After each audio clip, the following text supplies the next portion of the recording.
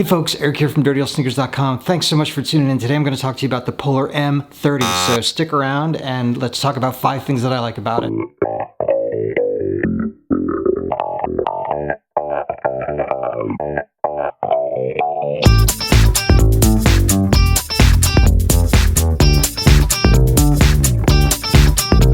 So first of all, I want to thank you for tuning in. If you like videos about gear reviews, race reviews, or anything endurance sports related, please make sure you subscribe to my channel, but more importantly, the bell right next to it so you get notified when I put up new videos just about every week or so. And if you find this video useful at the end, if you wouldn't mind hitting that like button, get it up to the YouTube algorithm a little bit more so more eyeballs get on it.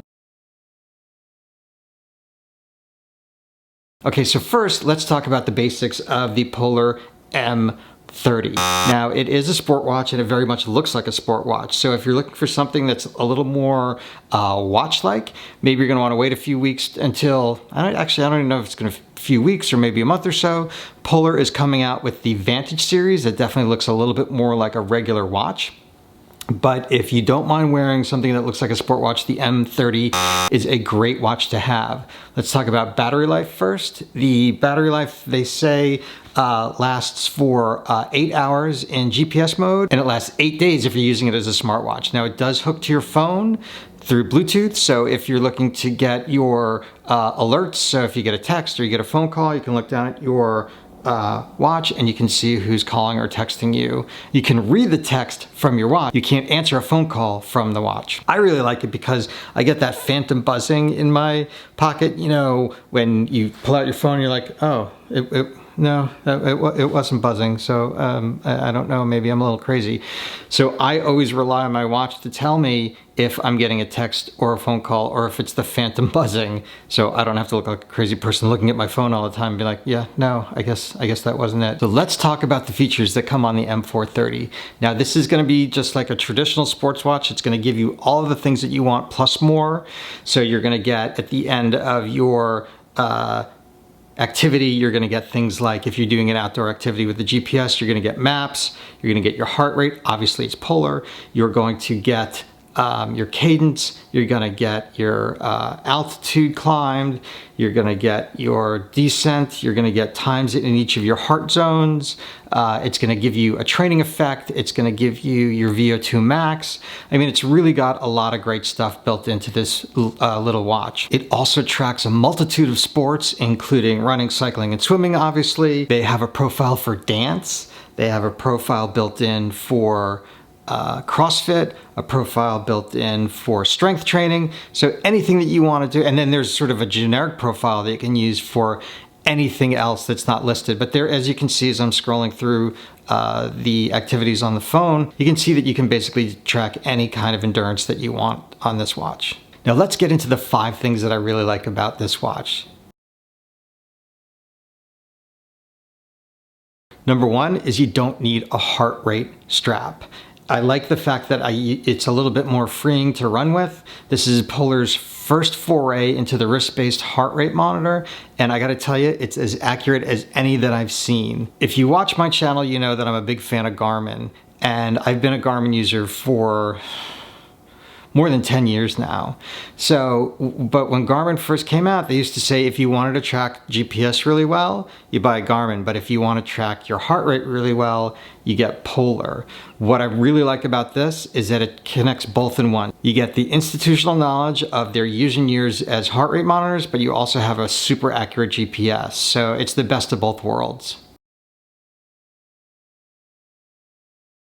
So as I said, you can actually look at all of your stats on your watch. You can upload them to the app on the phone, or you can go to Polar Flow on the web and you can get a lot more in-depth statistics. So it gives you things like your training load, which is going to look at the current activity plus back 8 days and give you a value based on how well you're doing.